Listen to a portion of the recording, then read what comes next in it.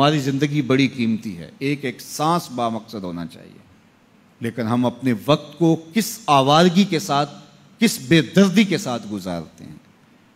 حضرت امام شافعی کہتے ہیں کہ میں نے فقیروں سے 2 باتیں بڑی پتے کی سنی اور انہوں نے مجھے بڑا نفع دیا۔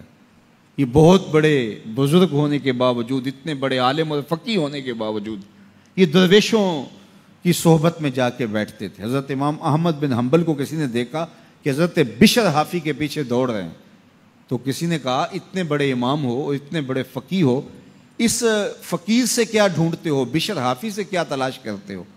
تو حضرت امام احمد بن حنبل نے کہا کہ احمد بن حنبل جس رب کو مانتا ہے، بشر حافی اس رب کو جانتا بھی ہے۔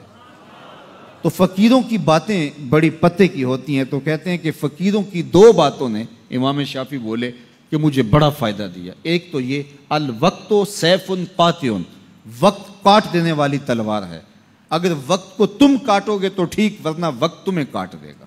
اب تمہاری مرضی ہے کہ وقت کے گھوڑے پہ تم سوار ہو کے اپنی مرضی سے وقت کو چلاؤ، یا پھر تم وقت کے رحم و کرم پہ ہو اور اس کی موجیں تمہیں جس سمت چاہیں بہا لے جائیں۔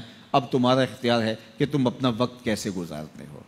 دوسری بات جس نے مجھے بڑا نفع دیا وہ یہ کہ اپنے آپ کو نیکی کے کاموں میں لگا دو، ورنہ نفس تمہیں برائی کے کاموں میں مشغول کر دے گا۔ اپنے ارد گرد تانا بانا ایسا بن لو، اپنے حالات ایسے بنا لو، اپنی دوستی ایسی وضع کر لو کہ تم نیکی کے ماحول میں رہو، ورنہ شیطان برائی کے اندر مبتلا کرنے میں دیر نہیں کرے گا اور نفس تمہیں جو ہے وہ شر میں مبتلا کر دے گا۔ تو فرمایا کہ کسی شخص کے اسلام کا حسن یہ ہے کہ وہ بے مقصد کاموں کو چھوڑ دے۔ ہم تو بعض اوقات بیٹھتے ہیں تو گھنٹوں بے مقصد بیٹھے رہتے ہیں اور قیمتی سے قیمتی وقت ضائع کرتے ہیں۔ حضرت اویس کرنی رضی اللہ تعالیٰ عنہ کو حضرت عمر رضی اللہ تعالیٰ عنہ اور حضرت علی المرتضیٰ رضی اللہ تعالیٰ عنہ ملنے گئے، حضور کا سلام دیا، حضور کا پیغام دیا، اللہ اکبر۔ تو ویسے کرنی تو تڑپ گئے نا، چشمان سے آنسو ہیں اور بار بار پوچھتی ہیں میرے حضور کے لبوں پہ میرا نام کیسے آیا تھا۔ حضور نے کہا تھا نا کوئی اویس بن عامر کو ملے اور میرا سلام دے اور اس سے کہے کہ میری امت کی بخشش کی دعا کرے، اللہ اکبر۔ تو یہ ملنے گئے حضور کی وصیت اور حکم کے مطابق، حضور کا سلام دیا، تو یہ بار بار کہتے تھے حضور کے لبوں پہ میرا نام کیسے آیا، اللہ اکبر۔ تو جب یہ تڑپ دیکھی تو کہا اتنی محبت اور اتنا پیار تو حضور کو ملنے نہیں آئے، حضور کو دیکھنے نہیں آئے۔ تو حضرت اویس کرنی فرمانے لگے تم نے میرے حضور کو دیکھا ہے؟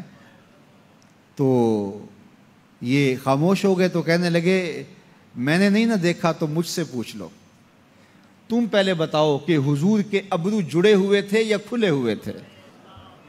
اللہ اکبر، تم نے تو حضور کو دیکھا ہے تو ذرا بتاؤ نا۔ پھر خود ہی فرمانے لگے جس نے نہیں دیکھا اس سے پوچھ لو۔ کہا کوئی قریب سے دیکھتا تو کھلے ہوئے نظر آتے، دور سے دیکھتا تو جڑے ہوئے نظر آتے۔ معلوم ہوا کہ حضور کی قربت میں ہی رہے ہیں اگرچہ بظاہر دور رہے ہیں۔ تو یہ اتنے جلیل القدر صحابی ملنے گئے، کچھ دیر باتیں کی، اس کے بعد حضرت اویس کرنی نے ہاتھ بڑھا دیے، کہا اچھا آپ نے بھی آخرت کی تیاری کرنی ہوگی، میں نے بھی کرنی، اچھا حشر کو ملیں گے۔ اللہ اکبر۔ تو وقت بہت قیمتی ہے، کسی کے اسلام کا حسن یہ ہے کہ وہ بے مقصد کاموں کو ترک کر دے۔